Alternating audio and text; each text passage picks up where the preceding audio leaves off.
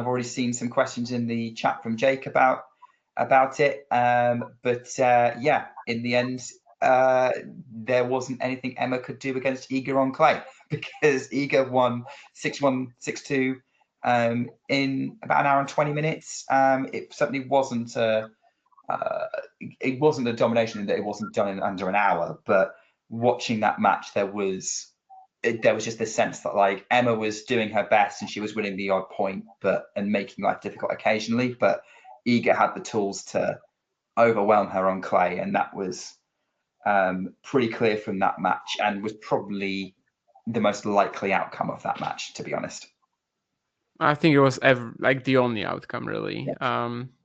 Emma probably needs something a little quicker, a little lighter to just have a chance at not getting pushed too far behind the baseline. Just, all her assets getting mitigated, because Swiatek hits such a hard, heavy ball.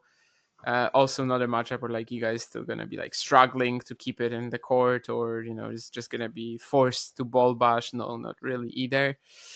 Emma doesn't have like the same kind of like quality on her strokes. I think she definitely has to be a little bit more proactive and here she's just not going to be able to. Stuttgart, their matches were pretty close. That's sleeker indoor clay, but Indian Wells, Australia this year, Roland Garros. Was this more competitive than the Australian Open match? I suppose, but that wasn't a tough bar to clear. And yeah, I mean, to me, this was really the only outcome possible in this one.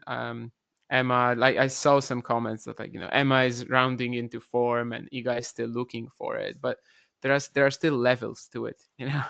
If Emma is rounding up into clay form and Iga is looking for it, it's still a massive gap. And yeah, I'm I'm not saying that I'm like super sold on the fact that Iga is fully back and that she's just gonna win the tournament from here. But if she's gonna lose, it has to be to someone who can threaten her in different ways than Emma.